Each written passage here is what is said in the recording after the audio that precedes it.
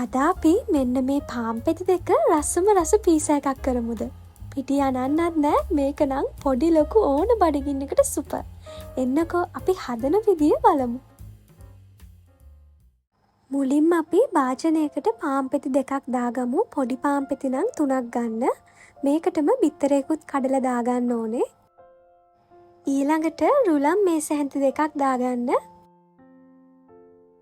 මේකට සීනි තේ හැඳි භාගයකුත් දාගන්න.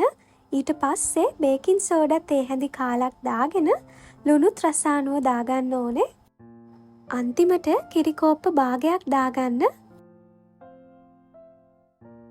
දැන් අපි මේක හොඳට පොඩි කරගන්න ඕනේ.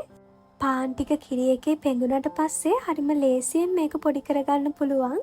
මෙන්න මේ වගේ මිශ්‍රණයක් එනකම් පොඩි කරගත්තට පස්සේ අපි මේක වහලා විනාඩි 15ක් තියාගමු. දැන් ඒ අතරේ අපි පීසායකට දාන දේවල් ඈස්ති කරගමු. ගැළපෙන කැමති දේවල් දාන්න පුළුවන්. මම මේ චිකන් ග්‍රෑම් 50ක් අරගෙන ඒකට කහ, මිරිස්, ගම්මිරිස් කුඩු, ඒ වගේම ලුණු, සෝයා සෝස් දාලා මේක බෙදලා අරගන්නවා. අවශ්‍ය ද්‍රව්‍ය ලිස්ට් එක පුරුදු විදියටම වීඩියෝ එක අවසානයේ තියෙනවා. එහෙනම් ඉතින් පීසා එක හදන්න පටන් ගමු. මුලින් මං පෑන් එකක් ලිපේ තියලා ඒක රත් වීගෙන ආවට පස්සේ තෙල් ටිකක් මේ පෑන් එක වටේටම හොඳට ගා ගන්නවා. තෙල් රත් වෙන්න ඉඩ ඇරලා අපි කලින් හදාගත්තු පාන් මිශ්‍රණය මේකට දාගමු. ලස්සන්ට පීසා එක වගේම මේක අපි රවුමට හදාගන්න ඕනේ. මේ වගේ ලස්සන්ට හදාගත්තට පස්සේ මේක පියනකින් වහලා විනාඩි 5ක් විතර අපි උයා ගන්න ඕනේ. හොඳට හැදුනට පස්සේ රොටියක් වගේ අපිට මේක අනිත් පැත්ත හරව ගන්න පුළුවන් හරිම ලේසියෙන්. දැන් මම මේක උඩින් තක්කාලි සෝස් ගා ගන්නවා. ඊළඟට චීස් ටිකකුත් උඩින් දාගෙන බැදපු චිකන් කෑලි ටික මේක උඩින් දා ගන්නවා. ඊට පස්සේ කොටු කපාගත්ත ලුණු මාළු මිරිස් මේක උඩින් දාගන්න.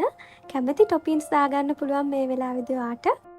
උඩින් තව මොසරෙලා චීස් ටිකක් දාගන්න. එතකොට ගොඩාක් රසයි. අන්තිමට ගම්මිරිස්, කෑලි මිරිස් තියෙනවා නම් ඔරිගානෝ, තයිම් දාගන්න. එතකොට පීසා එකේ හොඳ සුවඳක් එනවා. දැන් පියනකින් වහලා විනාඩි 5ක් රොටිය හැදිලා ඒ වගේම චීස් ටික දිය වෙනකන් තියාගමු. මේක නම් ඉක්මන් පීසා බඩගින්නට ලේසියෙන්ම හදාගන්න පුළුවන්.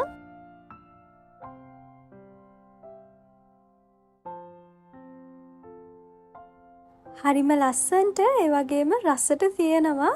ඉතින් අනිවාර්යෙන්ම try කරලා බලලා රස කොහොමද කියලා කියන්නකෝ.